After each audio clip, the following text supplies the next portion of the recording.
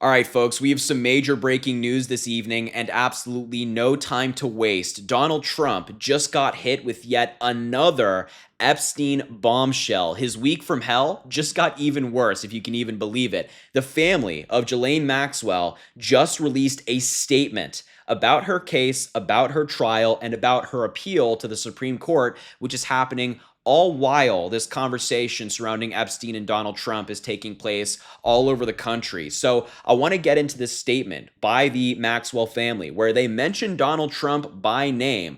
But before I do that, I want to give you some context on the relationship between Donald Trump and Ghislaine Maxwell and why this is so bad for Donald Trump. Now, first and foremost, we just learned recently, according to the Daily Mail, which is a right-wing outlet, but according to them, they have sources confirming the story, that she is ready to reveal the truth, quote unquote, about the client list, and she's willing to testify before Congress about what she knows. But so far, according to reports, she has been blocked by Republicans. Republicans are saying, no, Maxwell, 63, is the only person behind bars currently serving any prison sentence for what Epstein did. Additionally, Epstein's victims argued that they had been passed around as toys to wealthy friends and billionaires and associates who regularly visited his private islands, his homes, his planes. But now a source close to Maxwell says, despite the rumors, she was never offered any kind of plea deal. She'd be more than happy to sit before Congress and tell her story. No one from the government has ever asked her to share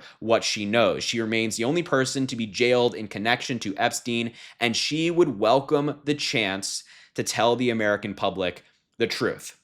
Now, what the truth is, obviously, according even the Daily Mail argues, remains to be seen. We don't know what she means by the truth or what this insider means by the truth, but that's pretty scary for Donald Trump. And we know Donald Trump is scared about this because a biographer for Trump recently confirmed that he held talks on pardoning Ghislaine Maxwell when she was arrested the first time. That might be why Donald Trump, all the way back then, wished her well from the White House press secretary podium in the press briefing room. After Maxwell was arrested by the FBI in July of 2020 for helping Epstein run his ring, Trump grew very wary and began asking, what could she say? What would she say? According to author Michael Wolff, who has written a ton of books on Donald Trump, Trump and Epstein had been, of course, best friends for a long time, and Wolff described them as two guys joined at the hip for a good 15 years. They did everything together, he said. And this is from sharing pursuing women, hunting women, which is kind of a stomach-churning statement, sharing at least one girlfriend for at least a year, and this kind of rich guy relationship with each other's planes. He added, I dare to say they kind of loved each other. These were brothers in arms for a long time. Their friendship, of course, reportedly unraveled in 2004 when it became clear Maxwell would be charged on sex trafficking charges and brought to trial. Trump mulled during his first term, using his executive powers to pardon her, according to Wolff. Trump's inner circle pushed back on the idea, however, warning him that it would blow up in his face. Everyone around him was kind of like, God, we hope she won't say anything, but we really hope he doesn't pardon her. Trump then in his first term obviously didn't go through with that pardon, as we know, but once the White House was asked for a comment about the story, the current White House communication director, Stephen Chung, went off on this, profanity-ridden tirade saying that Michael Wolff is a lying sack of blank and has proven to be a fraud, yada, yada, yada. It kind of seems that Stephen Chung appears a little bit nervous about Maxwell and this story and perhaps her testifying before Congress, and that brings us to this letter that the Maxwell family released. So we know that Donald Trump kind of wanted to pardon Ghislaine Maxwell because of what she might say. We know that Republicans are currently blocking her from testifying before Congress. So the fact that Donald Trump is currently arguing to keep her in prison, which honestly, I think she should be in prison. I think that's the right move. But for Donald Trump, he's likely arguing that from a different perspective. He doesn't want her talking, obviously. And so this letter from the Maxwell family reads, our sister Ghislaine did not receive a fair trial. Her legal team continues to fight her case in the courts and will file its reply in short order due to the government's opposition in the U.S. Supreme Court. If necessary, in due course, they will also file a writ of habeas corpus in the U.S. District SDNY. This allows her to challenge her imprisonment on the basis of new evidence, interesting, such as government misconduct that would have likely changed the trial's outcome. Following the government's response, David Oscar Marcus, counsel of record for our sister in her petition to the U.S. Supreme Court, had this comment, quote, "I'd be surprised if Donald Trump knew his lawyers were asking the Supreme Court to let the government break a deal. He's the ultimate deal maker, and I'm sure he'd agree that when the U.S. gives its word, it should keep it. With all the talk about who's being prosecuted and who isn't, it's especially unfair that Ghislaine Maxwell remains in prison based on a promise the U.S. government made and broke." And before I talk about that with you, I want to give you some context on what they're talking about. Ghislaine Maxwell is essentially asking the Supreme Court to throw out her conviction, to take it away, to void it, to set her free.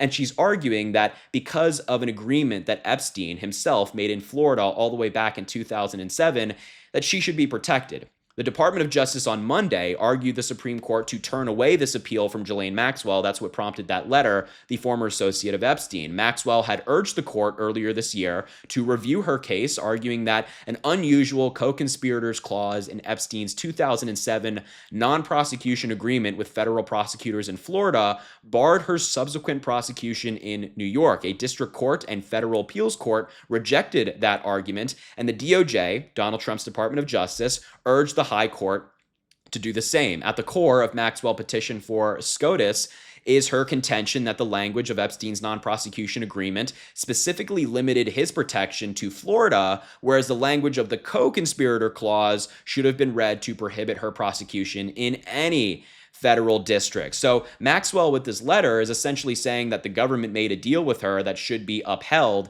that she will not be prosecuted in any other district, and they're invoking Donald Trump's name, saying, "I'd be surprised if Donald Trump knew his lawyers were asking the Supreme Court to let the government break a deal." It's clear that they're invoking Donald Trump's name to play into his ego, right? Because they know Donald Trump. Ghislaine Maxwell knows Donald Trump. There are so many photos of them. They hung out together for so many years with Epstein. They know that Donald Trump has quite the ego, is quite a narcissist. So if they can play into his ego, say, hey, he's a deal maker based on this new evidence they say that they've discovered, they're hoping that Donald Trump might bail her out. And he has obviously thought about it with the conversation surrounding possibly pardoning her because he doesn't want her to talk, obviously. He grew wary of what she might say. But this bombshell, this whole appeal to the Supreme Court, is taking place while this conversation about Epstein is taking place across the country. Ghislaine Maxwell is essentially arguing that she should be released from prison because of this deal. Donald Trump's Department of Justice is trying to keep her in prison.